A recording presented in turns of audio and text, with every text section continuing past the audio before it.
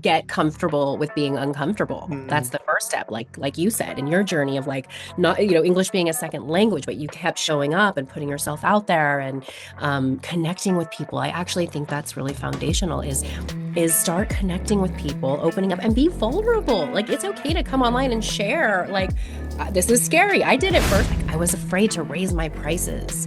When I got into the digital world, again, the same kind of thread of like, oh, if I charge less, more people will buy it or show up. And that's actually not the case because we really have to, when we value ourselves and we know our gifts and we put that out there, that is actually going to resonate with the people buying. You're going to fall down. The most powerful piece is how you choose to get back up and mm. continue to rise and continue to cultivate that confidence in yourself, knowing that your mission, your purpose, your vision, whatever it is that you're putting out there and sharing, that that is greater than you. It's greater than your embarrassment. It's greater than your letting others down. It's greater than your people pleasing. It's greater than your childhood wounds. It's like you're here for something bigger and you've got it. It's okay to fall down. It's okay to feel sad and feel some emotions, but get back up. Just get back up and keep going. And don't let that stop you from completing your mission or your vision or your dream or going for it.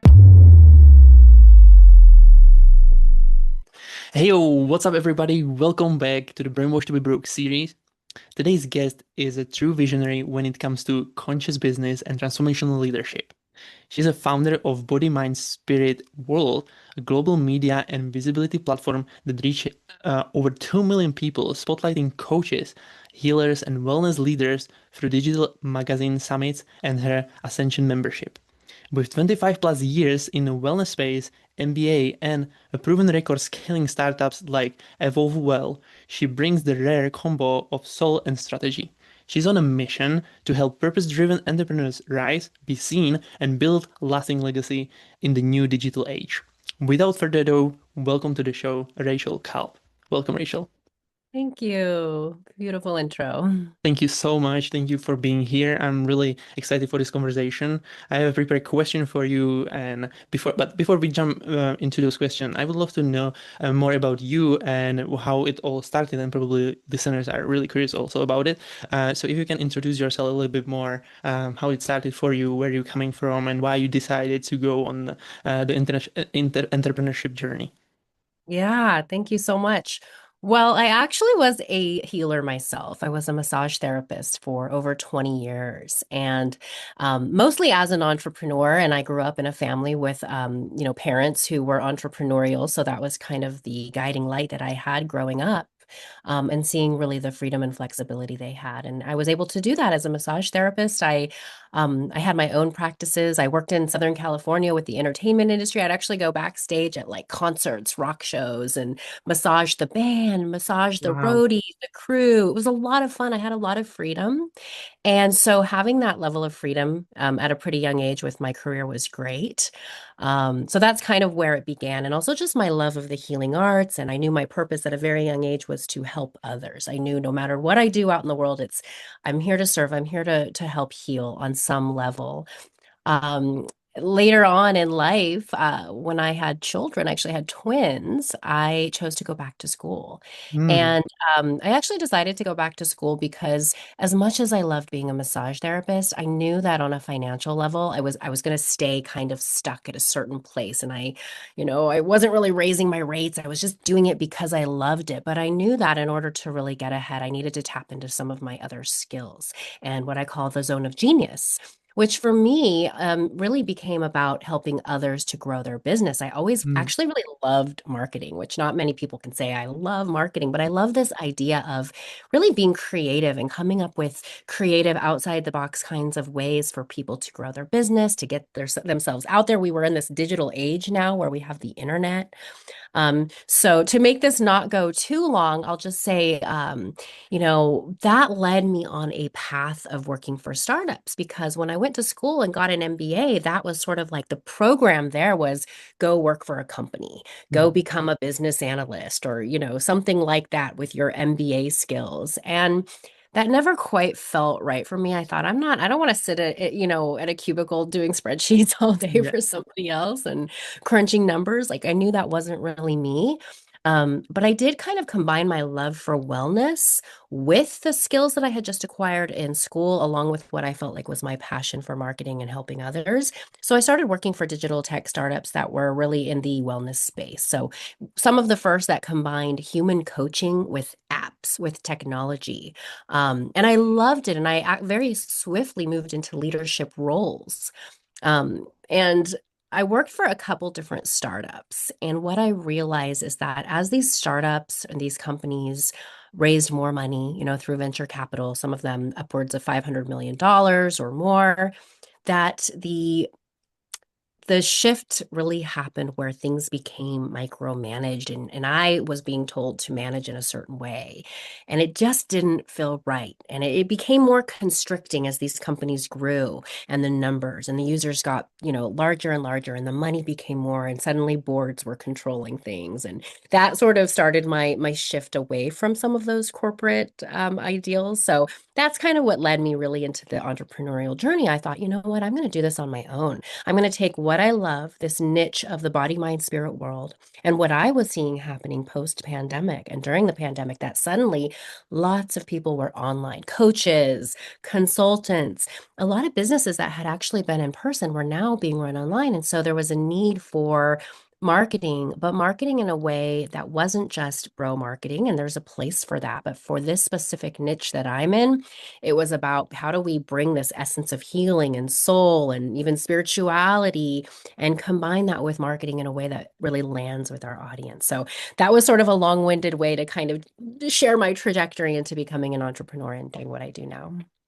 So can you go a little bit deeper into how your success script looked like, especially from the beginning, even though you've been raised by your entrepreneurship parents? Do you think it little bit differentiate from other people that you saw, and or you've been growing up with certain friends that actually like you saw the difference of mindset that you've been actually handed from your parents, and the other kids that you've been actually like spending time with?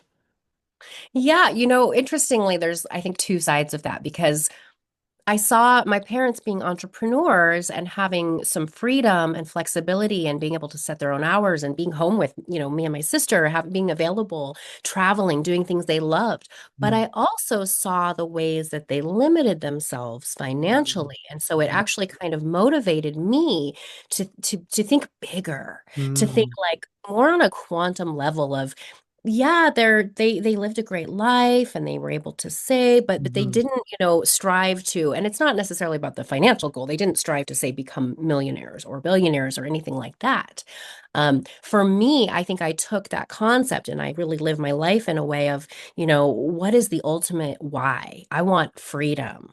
I want so much freedom and flexibility in my life that not only can I have those things that money might buy, but I also can do the things that really fill my soul. I can travel the world. I can mm, give back. I can spend time with my family.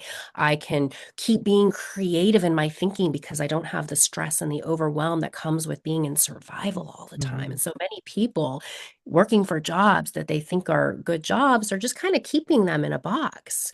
And they're not able to really even think outside the box and open their mind to what's possible. Mm. What does it mean to you, the word give back? Yeah. I think it means finding what you're passionate about, what you love, those whether they're causes out in the world, something that I guess really nourishes your soul. And that can look different for different people. For some people, it might be the environment, for some people, it might be children or technology or mental health or and I think it's really important and this kind of goes with the idea of gratitude and I truly believe that when we have gratitude for what we have right now and the gifts we've been given and what's in our life presently, it opens up that channel for us to give more actually and Mhm, give more. So giving can look like so many different things. It can be giving your time, your energy, your love, your intelligence, your knowledge. It can be giving financially. It can be actually physically going and planting trees or volunteering somewhere. But I think it's has to be aligned with what you love and what you're passionate Mm. about. It has to come from a place of desire. I want to give. That's so, that's part of who I am. But I do believe that it's in the giving that we receive more. And Ooh. I'll just share briefly one way this has shown up for me.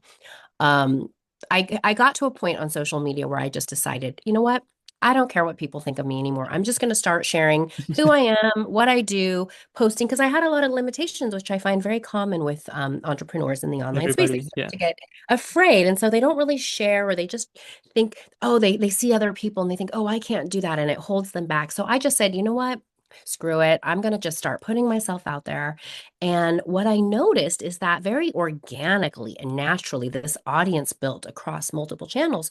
The people that resonated with who I was and what I was sharing were coming and that was growing naturally without me really trying. So it was like, in a way, this relates to giving because when we give of ourselves and we just show up authentically and we share who we are and we share what we're passionate about or our knowledge that we can, I really believe in bringing value. How do we bring value to other people?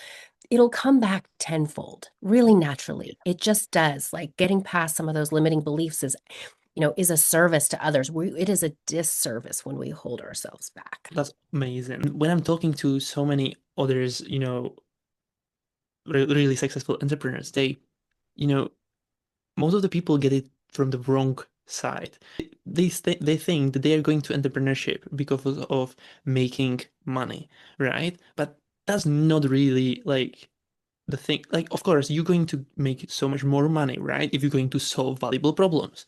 But it's about the connection and solving problems for others. You need to be obsessed by other people's problem, and Mm. and like this is the real um reason for me. For example, I jump into the business because I love to talk to people, even though I'm introvert, and it was super hard for me to actually go out there and be seen like in front of others, especially with my second, like English is my second language. I couldn't speak probably 5 years ago, and now I just screw up. I'm going to go and just literally show up and provide value and interview amazing people as you, and having great time with them. That was for me like just you have to go and do these type of things anyway if you want to be successful and help others, right? Um, what would you say to those people who are trying to be successful, but for example, they are stuck on some type of uh, mindset roadblock or something that actually holds them back from going out there and trying to hide behind the screen instead of really like going out there and being able to provide value or just show up, being like to be able to show up. What would you say to them, like how they should overcome this type of false beliefs that holds them back? Yeah, I would say just get comfortable with being uncomfortable. That's Mm, the first step, like you said, in your journey of like not, English being a second language, but you kept showing up and putting yourself out there and connecting with people. I actually think that's really foundational is start connecting with people, opening up and be vulnerable. Like it's okay to come online and share like this is scary. I did it first. Like this is new for me. This is scary. I don't really know what I'm doing. Like the more real we are and authentic, the more people are like, "Oh my gosh, yes, I can relate to that. mm, Me too." And in them being able to relate to you and see your humanness, that's what actually creates the relationships that can open up doors to them becoming a partner or a collaboration or a client or a sale or whatever the mm, end goal is. It really begins with one, being uncomfortable and practice being uncomfortable. So become consistently mm, uncomfortable and and think about like what is it that's holding me back and what do I have to lose by not showing up? Well, probably a lot because no one's going to know who you are or your gifts or what you offer if you stay hidden. What do I have to lose by showing up? I might stumble. I might feel uncomfortable. I might be embarrassed. You know what? That's okay because what I realized along the way is the people that didn't really like me or resonate with me, or maybe they had judgments. Okay, that's okay. Those people don't need to be in my ecosystem or my world. But there's going to be a lot more people who do say, oh, wow, I connect with that person. I relate to what she's saying. I want to get to know her. I want to learn about her business. I want to be part of this. So many more people are going to Appreciate that, even if you stumble, even if you're uncomfortable. And the more you show up, guess what? The more natural it becomes. It just becomes more natural and more natural. But you never know if you hold yourself back and you don't even take that first step. So just say, I am going to be uncomfortable, and that's okay. And keep showing up. It's perseverance, it's consistency, it's action, it's taking action. Yeah, totally. Like it's all about just showing up even though you feel scared or uncomfortable. The most successful people, you know, they're still kind of like having this type of the feeling of being scared or so, but they doing it anyway. They just get so used to it, like showing them and just they know that there is something that actually, that feeling, but they just do it. And that's what actually differentiate people who are successful and who are not. Um, I would like to go a little bit back into the point when you've been, deciding to go actually f- um, to study other skills to be like to start your entrepreneurship journey. What was the biggest skills or the most important skills that you had to learn to be actually able to to run a successful business? Like, what was the thing that actually school didn't taught you? And you had to, study on your own. Yeah, I mean, I think most of that came from the experiences of being in the corporate environment Mhm, and being in leadership positions and working with very successful founders and C-suite executives. mhm, And I learned from them both how I wanted to be as a leader and as an entrepreneur, and I learned a lot how I didn't want to be. And mhm, that is not something you can learn in school or in a class. mhm, That is something you have to learn from experience because I realized that. Um, when it comes to money and sales, integrity gets lost a lot. What I really saw was these leaders, some of them amazing and leading with so much love and integrity and truly being transformational leaders, wanting to help others. That's what I wanted to be, a transformational servant leader. Um, but I saw that a lot of them, as soon as boards got involved and money and the tone changed, that their integrity started to drop. mhm, And I made it really like my purpose to stay a person of integrity with what I do out in the world, and that was so important. And then just seeing what happens when a company scales too fast, or too much money comes in, or management changes, and learning from those hands-on experience where I had to lead a team and I had to start managing them differently in a way that like didn't feel good. And for me, that was a big red flag. That was like, this isn't how I want to manage people. This isn't how I want to lead people. And this is what I'm being told to do, based on growth and numbers. And so it was more the experiences of seeing some great leaders and learning from them and wanting to emulate, but also really having just those experiences. Now, I think that a lot of that can be cut out, and not everybody has to go through this corporate cycle and see all of this and experience it to become a great entrepreneur. I think it really goes back to like our inner compass mhm, and our values. So if you know what your core values are in the business that you run, and this kid goes deeper than just a mission statement. I do think like having a vision and a mission statement are so important, but you as an entrepreneur, what are your core values? And staying in alignment with those core values, no matter what happens in the business. Money comes in, money goes out. You stumble, you fall, you fail, you get back up. But staying in alignment with those core values through the process and just reminding yourself, whether you do that through journaling or through a practice yearly or every few months, maybe even quarterly, just checking in with yourself. Is this business I'm running in alignment with my core values? mhm, That was really probably what I learned the most. It was really about integrity and running a business and learning what I didn't want to do through experience. mhm. Do you have to learn how money works and everything about that, like on your own, probably, right? Did you or did you get that from your parents? Yeah, no, I mean, I've had to learn it on my own. Mhm, I thought my parents did a great job. I got to see people who were good at saving and budgeting and paying their bills, and all of our needs as children were always met. I'd say we're middle class American, average kind of that way.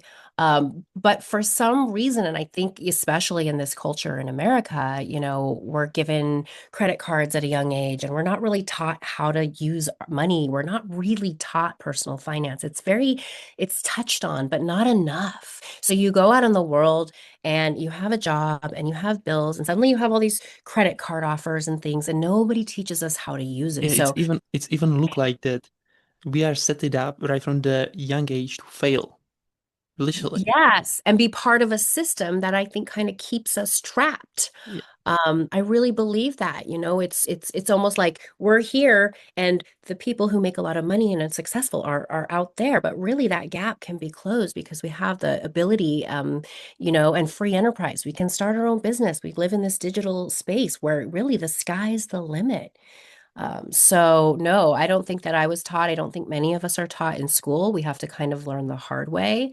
And again, I think remembering to be creative and think outside the box of possibility and not, oh, I just have to go to work to have this job that's just going to pay the bills and just be enough for me to barely survive. So many people are stuck in that trap. yeah. Just like I don't like for me it's completely unbelievable to be in a job and literally asking for permissions to go even on a like on a toilet and even like when you can eat and they're like when you can go on holidays and everything is like dictated based on like the employer, and that's for me is like this is not a freedom to me. It's like this is like literally a trap for like for people to keep us uninformed, just to be, the easy to control person, don't think like really, just do exactly what you supposed to do, and that's all basically, that's all your life, and then you are just doing every day the most of the time the same thing over and over again. And this is for me is like I can't, this is not like what I supposed to do. I'm here to do more, right? I'm not here to live somebody else's script. I want to write my script. I want to help others to achieve so much success in their life, change people's lives. And this is like the biggest motivation of for me. What was your motivation, especially in that in when you that drives you to achieve your level of success? Yeah, it's knowing that having a big vision is okay and going after that. And like you said, it's a very old way of thinking, and it probably dates back to maybe the early 1900s when like factories began or agriculture began, and there was like this system that was created of how people should work, and you clock in and you clock out. And but I think it's a very old way of thinking that's now still carried into our modern times Same, where same with the school system, right? Like yes, nothing yes. been updated. Look how fast everything's evolving. AI is here. Like people are using it every day, and it's changing all like the game completely. And uh, the game, the world is changing super fast, and they Yeah. just can't keep up with The the change. systems are not evolving with technology or the times, and the ways our governments are run are not evolving. So they're staying stuck. And, this is a whole conversation, but my fear is as these future generations come in, um, already many of them are unmotivated. They're bored because of being in this system. So you see now kids starting a YouTube channel, making millions of dollars unpackaging toys or something, right? Like we have this ability to get creative and use this digital space to be so imaginative. And that level of imagination and creativity, if it's fostered, obviously can lead to tons of success and financial reward. But I agree, those systems keep people very held back. Yeah. So Yeah, um, for that's me, right. that's everything. Being creative and knowing and staying. And I do a lot of meditation. I've done a lot of work with Dr. Joe Dispenza. And one of the things that I really love about personal development work and meditation work is this ability to imagine and really almost create a vision of what you want, whether that's your business or something you want in your life on a personal level or on a financial level. You can create the vision, you can feel this in your body, you can imagine it, and you can take action. There's really no limitations. The only limitations are those that are sort of imposed on us by society or family or government. So it's getting out of the way of that thinking, which for many is hard. We're so conditioned. Yeah, most of the people don't even know that there is something like a personal development, how you should evolve your thinking and so on. Like it's so many people, like especially in the corporate job, they just don't even realize there is something like that because they don't even care about like, when they finish um their studying in a young age, this is like end of the chapter. And now I'm ready to go and live the life. And then that's how you can see because I can, for example, meet people who are, for example, 70 or 80 and they look amazing and they've been in entrepreneurship and they've been educating themselves over and over and over along the way, and but for those people who just like basically stop in that young age with education and they just living, or how to say this, you can see like that the whole system of how we've been set, like how it's been set it up is like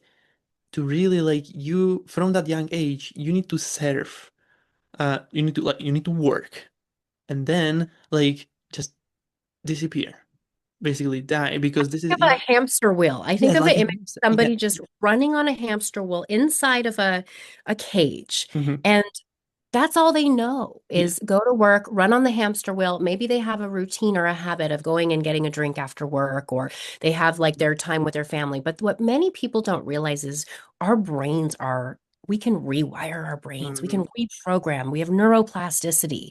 So, like, if we choose to think differently and live differently and create new habits or create something in our life, we have the ability, but many people just don't even. They stay on that hamster wheel. They don't explore what's outside of themselves, which is why I think having these conversations are great because somebody might watch this and think, that's me. I'm doing this day in, day out habits or routines, even when it comes to like exercise or your self-care or things that you love to do, traveling, seeing the world. They think they're limited. They think they're stuck rather than thinking, no, that's possible. How am I going to achieve that? What steps do I need to take or changes do I need to make in my mind and my life and my thinking to have that thing I desire or I know is possible while I'm alive? Yeah. Yeah. So true and so powerful, because I had a conversation lately with really close person and we had like conversation about you don't want to like because he is in a corporate job, right? And he doesn't think about how the life could look like if he would do something differently and not just being employed and just and be in the environment of people who are just thinking small, like that. But the thing is entrepreneurship is not for everyone. That's another thing, and we need to be aware of that. And even though I want to help as many people as possible, I can't help everyone because um this is just the person needs to be like kind of wired to this type of thinking, and the person needs to have that desire to actually accomplish something like that. um Not everybody's motivated like that. And the right, reality yeah. is we kind of need this food chain. And I think about this sometimes. And it's not that anybody's better than the other, it's that we're wired differently. We need the people that are happy to be doing the same task over and over because of how our society functions.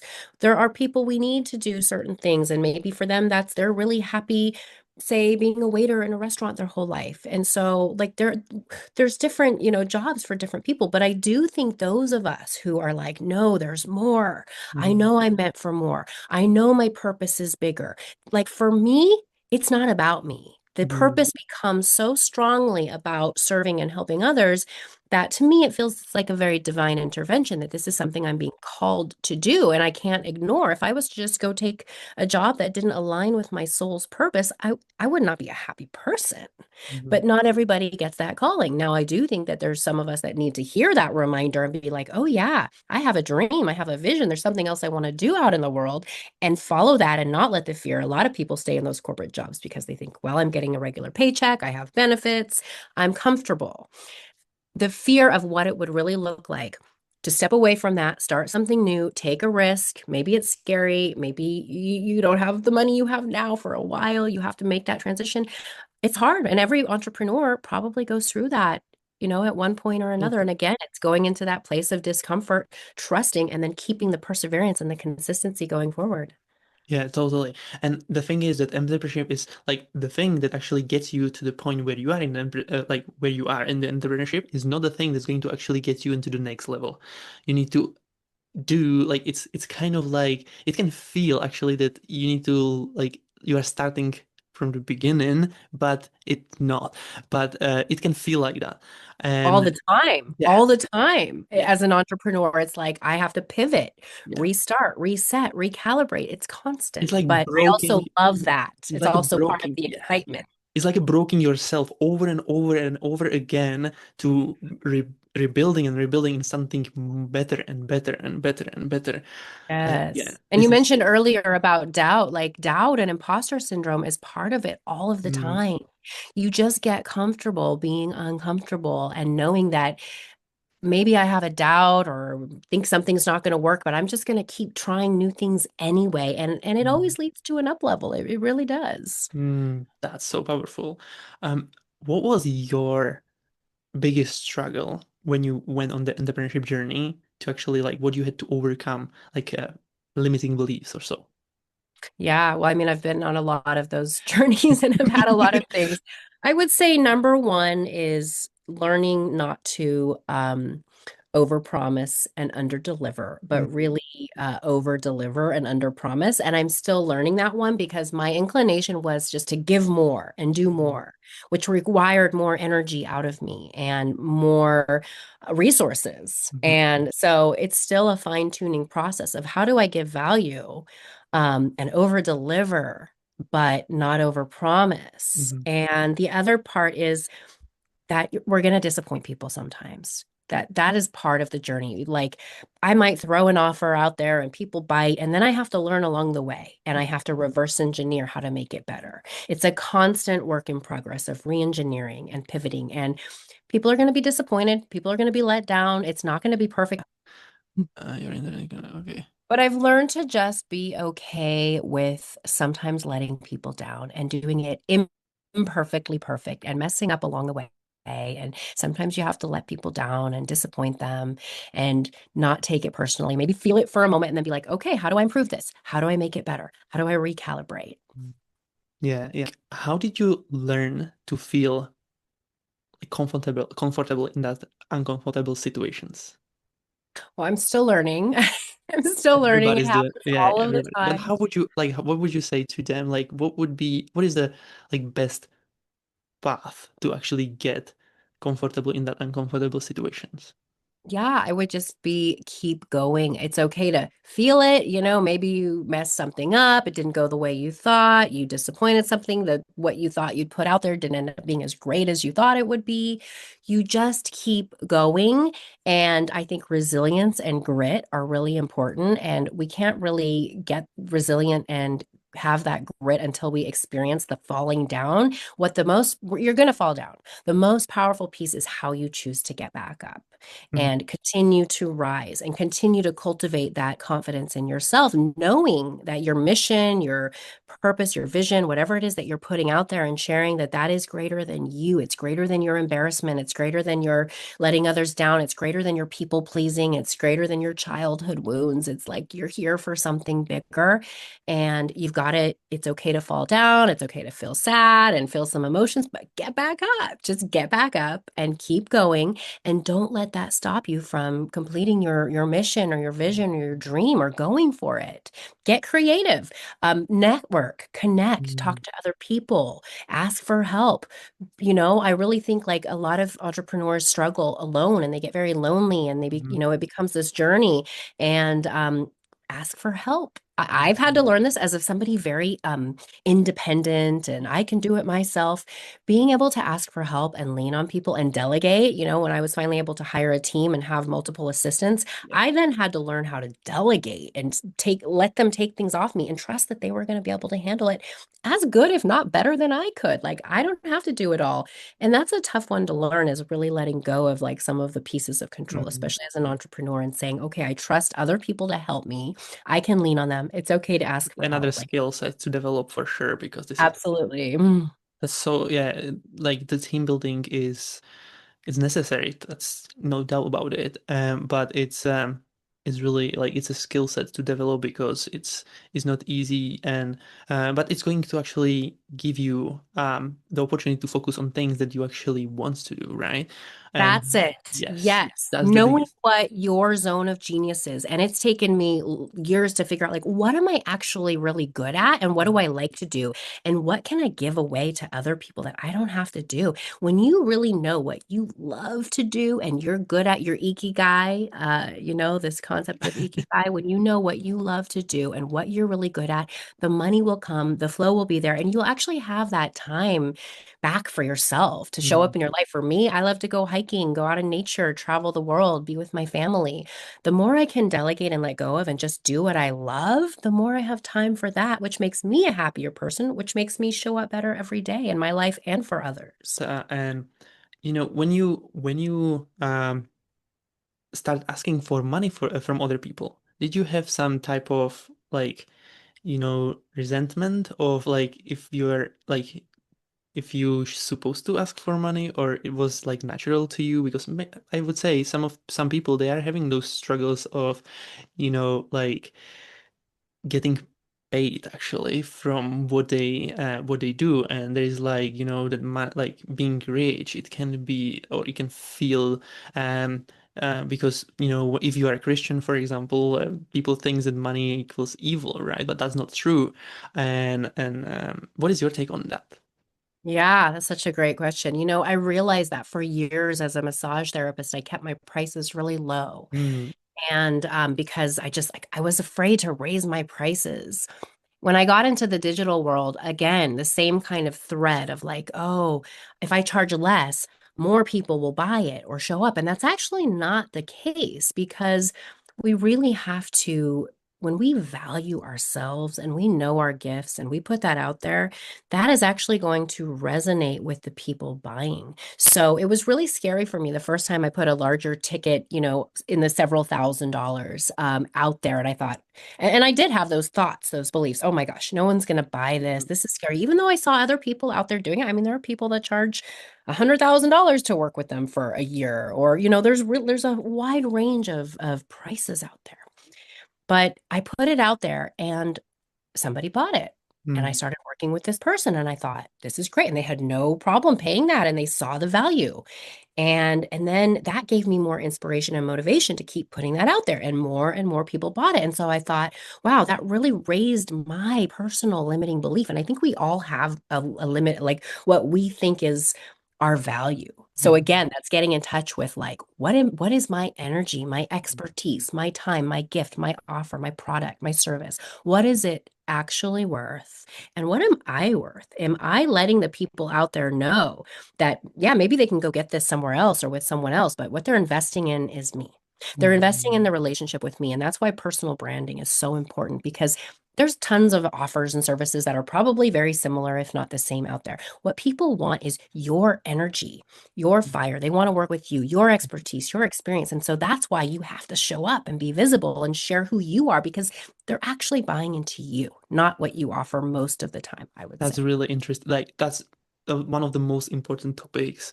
I would say in entrepreneurship, especially like being out there, being visible, because without that, they don't even know that you exist. So people who don't show up, when if you're gonna get in touch with people with so many people and you're going to really show up, they don't need to be ready to buy now, but they're going to be ready to buy in the future, for example, or when they're going to get into the point where they need to solve this issue that you can actually solve. But without you showing up, they won't even know that you are there or you have some type of solution that you can actually help them, right? Um, and that led me to that lead us to a question. What would you like? What would you tell them to or make them easier with those, self-sabotaging thoughts that actually preventing us from showing up? What would you tell them to make it easy for them to actually do so? Yeah, I like to tell people to share their story. What got them to doing what they're doing or providing that service or that product. Tell the story because usually there's a reason. Like I have a story that brought me to where I am. You probably have a story that brought you to where you are. And so when people learn more about you, they get to know you, they're going to naturally trust you or relate to you. That is actually what's going to open up the door for them to be more curious and interested about what it is you're selling or you're offering. And that's a great, easy way. So, whether you're working with AI or you're just writing it out, get really clear on what your story is and your ability to tell your story because usually, that's what brought you to being so passionate about what it is that you offer. And it's that passion, that fire that people are going to connect with. Hmm. Yeah, that's really, really powerful because the story people will buy from those who they can relate to and see themselves in them. So it's really, really powerful to be able to present the story the right way and and for sure share the story, right? But what would you say to those people who are stacked to actually being comfortable in front of camera, for example, and they don't like they are scared to go out there and show up? What would you tell them to overcome this struggle? Yeah, I would say start simple. Like, Mm, what choose a platform. You don't have to mhm, be everywhere. Some people think, oh, I got to be on TikTok and I got to be on Facebook and Instagram and YouTube. Just maybe pick one place. It could even be one group. When I started, I chose one group on mhm, Facebook. That's it. And my method was I am going to put myself out there as an entrepreneur, as a consultant, and I'm, similar to this. I'm going to start interviewing them. I'm going to get to know them. And my call to action to them was just let's get on a call. I just want to get to know you.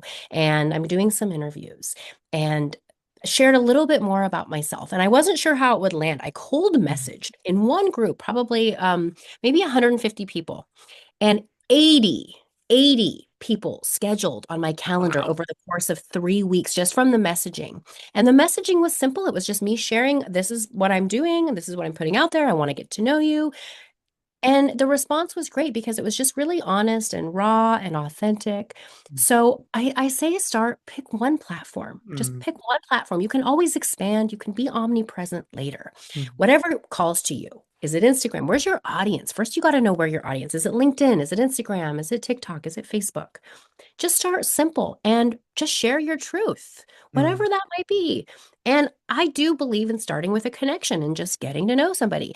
There, that can open doors and lead to so many things. But if you carve out maybe a couple hours of your week that you say, I'm just going to network. I'm just going to connect with people, not for the goal of them buying anything from me, but just for the goal of I'm going to open up the door and get to know people. And trust me, this process is gold. Just networking, just getting to know people, just being curious about who they are, that opened up the door for me seeing how I could serve them and how we could collaborate, or for them seeing how we could serve each other. Like it just opened up so many doors, not having the expectation of making a sale in mind, but of just really connecting and offering value. That's the other thing. yeah. How can you offer value? What do you have to give? This goes back to the idea of giving. And in that giving, I'm telling you, so much comes back. So picking one group, one platform, carving out time to connect with people, and just let that open up some doors right there. Mm. Yeah, this is incredible conversation. Um, Last thing I'm going to ask you, and then we're going to wrap up because I think we are running out of time. Um, what would you say to somebody who, who is, for example, on a startup, because you are focusing on startups, so who is trying to start a business and he's trying to figure out what would be the best way to provide some type of value that would really resonate, for example, with people, like with his audience or with his type of market that he decided to go for. But how would you tell him to actually figure out the perfect solution that could actually help those people to, solve some issue that they're all having? Yeah, well, I'm a big believer in using AI for good. And my belief about AI and my experience, and I do a lot of training and teaching and helping others to use AI, is that if you program your AI to really know you and you know your business and actually get to know your voice, your tone, your output that you're going to receive is going to be very personal, unique, and customized. And so knowing things like who is my audience, getting really clear on, what is my purpose? What is my vision? What am I selling? What am I offering? What is this endeavor? And this is also who I am. So putting in those values, personality traits, having conversations back and forth. What this will allow is for you to actually create some of those things coming from a very logical place, but a place of understanding truly who you are and what you offer, which goes back to those people connecting to you. So by this way, you can create that, whether it's a PDF or an ebook or a quiz or a course, a masterclass, a webinar, whatever it is. AI can be an incredible tool when used properly and when Mhm. used to really create a unique and not just put out generic outputs. You have to train your AI. You Mhm. have to allow it to really get to know you. Now, aside from that, what I recommend is starting pretty simple if you're going to use social media. So you're going to do a combination of value posts, engagement posts, and promotional posts. And you're going to do a lot more that are related to giving value. So what tip can I share that's in my zone of genius or my expertise? What, link can I share or guide or can I create that's going to just without any expectation, without having a call to action of them clicking on something necessarily. Maybe it is a lead generation tool and you're gathering emails and that's helpful. Or maybe you're just saying, hey, I want to share this knowledge with you. I want to give value. And then you go back and you engage. The engagement is so important. So if somebody comments or asks a question or likes it, you engage. That's going to push you up in any algorithm of most platforms so that you're going to have more visibility. So then you follow that with an engagement post or a promotional post where you're just asking a question and you're trying to get people to engage. So by this process of giving value, putting out a question, getting people to interact, engage, you're building your visibility up so that when you do have a call to action, hey, go check out my website or my offer, or here's this PDF or ebook or this lead generation tool, you're actually going to be more visible. You're not just going to be seen by the 10 people who see your posts all the time or see you in the group. You're going to have actually built up some true engagement and visibility. So keeping it simple, but offering value, engagement, and promoting being the least, mostly offering value and engaging are key on any social Would you platform. would you even say to that really great strategy to figure this out would be surveying your audience? Absolutely. Yeah. Polling them, asking them. One of the ideas I've learned from somebody who's kind of a leader in authentic marketing is even if you're trying to come up with like your webinar or your masterclass or your course, maybe you throw 5 titles out there and you haven't even maybe written the course yet or developed the webinar. You just put these titles out there, maybe in a large group that has your audience and your specific niche. And then you see what lands and let the people choose and let that drive and guide what you're going to do your class on or your webinar or your PDF or whatever it might be that you're putting out there. Amazing. Thank you for sharing that because that for sure is going to be really helpful for lots of people who are starting business or even trying to grow their business. But where people can go and find you before we wrap up, where if they need help with that or where people can find you and connect with you. Yeah, absolutely. So I've got bodymindspirit.world, which is really a place where I'm connecting transformational healers, entrepreneurs, to seekers. And that's kind of my big passion project, my mission. Um, I do offer marketing services, which I don't advertise so much, but I've been running a marketing agency in this space for a long time. So people can connect with me on socials. I'm on every social under Body, Mind, Spirit World. I'm on every social under my name, Rachel Kalb, Kalb. Maybe we'll post some links, but super accessible and always happy to have. I love having conversations. My passion is helping others grow their business and for visibility, especially if they are their passion is to create transformation in the world, which for Mm, many entrepreneurs it is. It is bringing some sort of positive change and creating transformation. So I love having these conversations. I love engaging. I'm very easy to find on social media. thank you so much. Thank you for sharing that. And for all of those who's listening, if it stirs something in you, don't ignore it. Share it with someone who needs it, subscribe, leave a review, and remember, you weren't born to follow the script, you were born to be free. Bye, everybody. Bye, guys.